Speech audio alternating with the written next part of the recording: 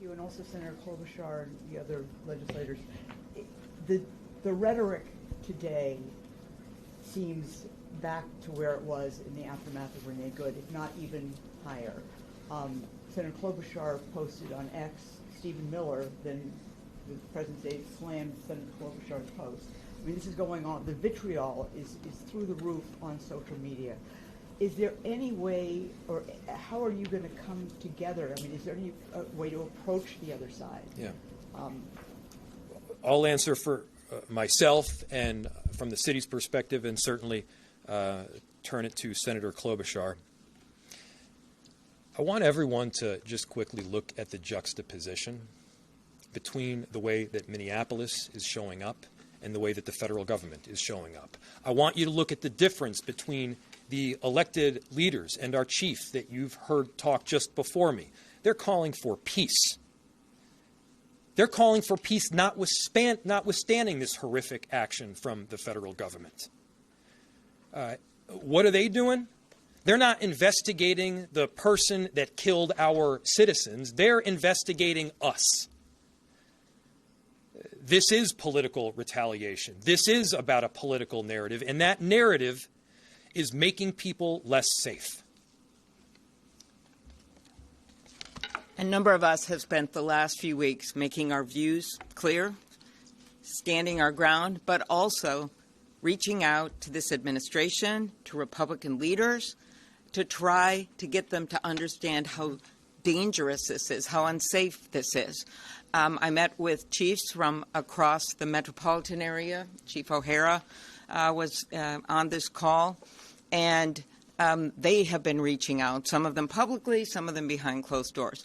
The business community has been reaching out. I have been personally reaching out to the President's Chief of Staff and spoken with her. We have done this day after day after day, so we're not just shutting out any discussions, but we've been explaining to them, and I know the governor has, how dangerous this situation is. And I have specifically told people that someone else was going to die. I said this a few days ago. I said it might be by a car, it might be by some other way. And it just seems like you hope that they're going to de-escalate, and then they keep escalating it up. Right now, I hope they're listening, and I mostly hope that our Republican colleagues are listening and that they will step in, even if it's behind closed doors. If they will make those calls and say, we've got to end this now, and we've got to bring those people out of Minnesota and let our local law enforcement do our jobs. And I'll let some of my colleagues answer this.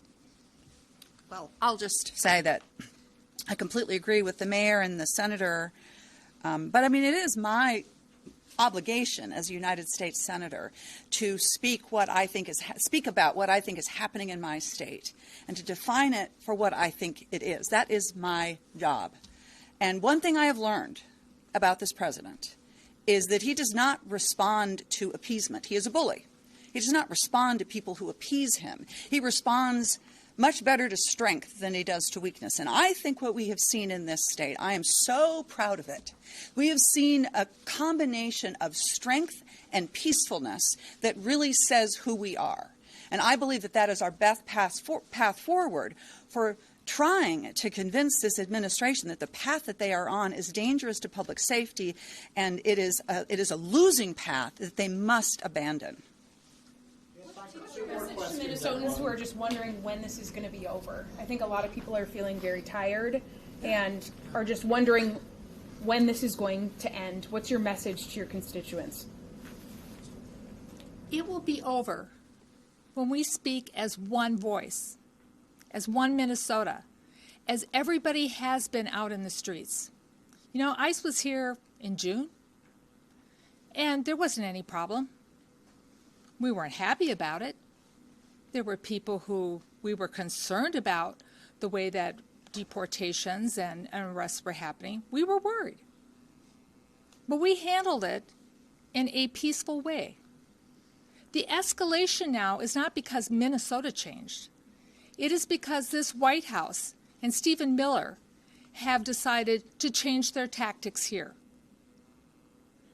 It will end.